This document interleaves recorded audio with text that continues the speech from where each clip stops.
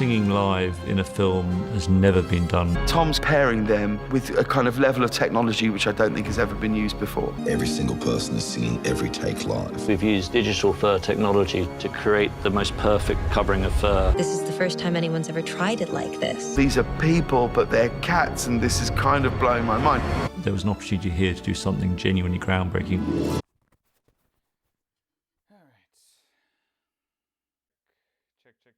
Check. One. Hey. All right, that's probably too loud. What about this? Is this fine? Yeah, this is fine. If only Tom Hooper had done that. One thing you can say about Tom Hooper's Les Mis is that it's ridiculously ambitious. They use the latest and best 2012 technology, the best quality wireless microphones, hidden earpieces, so that the music could be sung live on set. The idea of singing live is daunting, but what it gives you is this freedom. You can tell that everyone working on it is really excited to be making a movie this way. You know, they call it groundbreaking a couple times. Genuinely groundbreaking. It's breaking a lot of very new ground. But none of the movie musicals that have come out since then have used live singing. So why isn't the Les Mis approach the way of the future? There's been some huge advances with radio mics. We've gone for something which gives us as close to a studio sound as possible. In order to make live singing work, a lot of sound equipment had to be hidden. So there were these tiny lavalier mics clipped in hidden places, and boom mics were being held off screen. But obviously no way could a mic be seen in frame. And just so you know, we've got 2 radio mics and 2 booms all on. So somewhere within there you've got a lovely piece to work with. The way they did accompaniment was a nearby keyboardist was playing along with the actor, and then that keyboard was being sent into an earpiece so that the actors could hear the accompaniment. Live singing makes acting in a movie musical a lot easier and potentially better. Eddie Redmayne said it better than I can. Normally, if you were making an old school movie musical, as a group of actors, we'd go into a studio, we'd record an album, and then 2 months later, we'd arrive on set and they would play the playback.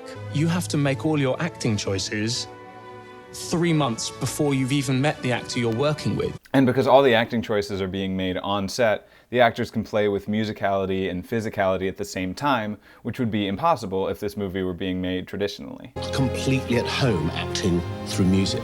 And the only way you can make that work is by capturing it in the moment. For the audience, too, live singing seems more authentic and immersive.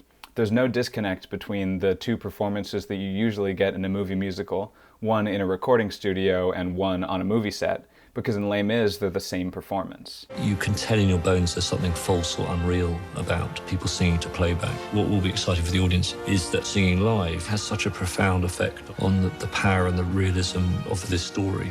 It's the best sound recording I've ever heard. I mean, categorically, I've never heard anything like it. The hidden lavalier mics are necessarily pretty small. Because of this, the diaphragm, which is the thing that picks up sound in a microphone, has to be small too. Now normally, when you're recording vocals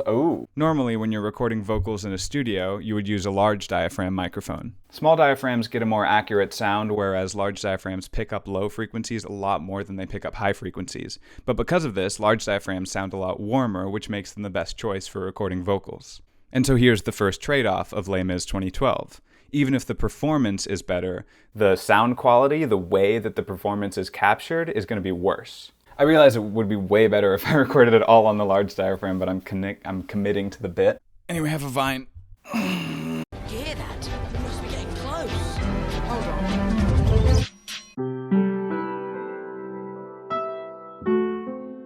There's a knob on every recording device that sets the gain. Gain is how big the sound signal is as it's coming in. When you set the gain, you want to make sure it's loud enough that you can hear, but not so loud that the wave is bigger than the device can handle. If the signal is too strong, the wave gets cut off at the top and bottom, and that causes a distortion called clipping. That Harry Potter vine is a perfect example because you can see in it the difference between a normal sound wave and a clipping sound wave. I made it quieter so your speaker doesn't blow up, don't worry. You hear that? We must be getting close. Hold on. When a track clips, the waves have this unnatural square shape to them. But sometimes it's just one input, like a microphone, that's clipping and not the whole track. For example, here's me going bah really loud. Bah! So that clipped. But then I recorded piano over it. Bah! When you put those 2 sound waves together, it's a bit harder to tell that it's clipping. But you can still see the square shape that doesn't naturally show up in sound waves. Now let's listen to some recordings from Les Miserables. Here's Hadley Fraser singing really loud in a concert. It is better than an opera. Here's the final battle from that concert. You have no chance. Why throw your lives away? Now here's Hadley Fraser singing the final battle in the Les Mis movie. You have no chance. Why throw your lives away? Now that you know what to listen for, you can tell that the microphone is clipping. You have no chance. And when you look at the waveform, you can still see that square shape. It's the best sound recording I've ever heard. I don't know who to blame this on. I mean, I'm going to blame it on Tom Hooper, but either way, this is a problem that should not be happening in a movie musical. So we've established that despite all the technical problems that comes with live singing, the reason they did it is to get the best and most authentic performances out of their actors. And some of them, yeah, I totally love it. Like, I've been mean to this movie, but there are performances that I absolutely love, and that comes from the intimacy of live singing. Oh, my friends, forgive me. That I live and you are gone. But there's a problem with the performances too, and it's one that I don't think they would have had if they made it in the traditional movie musical way. Nobody seems comfortable singing loud in this movie. This Les Miserables movie. Until the earth is free. Until the earth is free.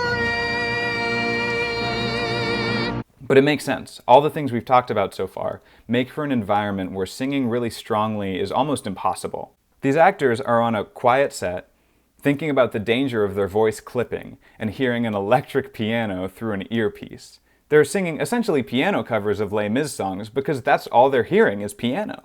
I love him, but when the night is over, ultimately, the piano will be replaced by a 70-piece orchestra.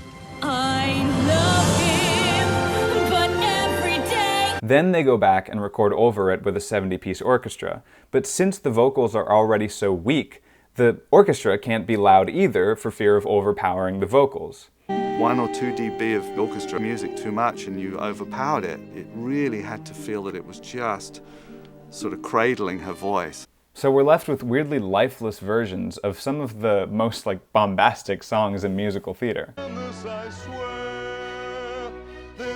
swear by the stars.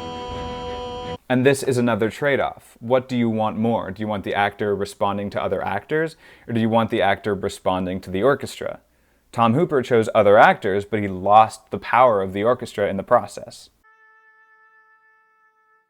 Tom Hooper is nothing if not ambitious, but sometimes you have to work with technology as opposed to making technology work for you. As great of an idea as live singing is, it was not ready in 2012. Maybe one day it will be, and we'll have a boom of movie musicals with this style.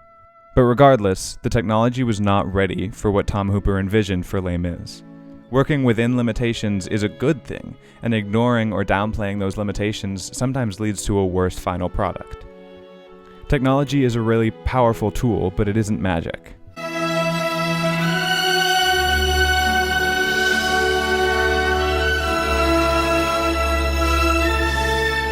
There was an opportunity here to do something genuinely groundbreaking.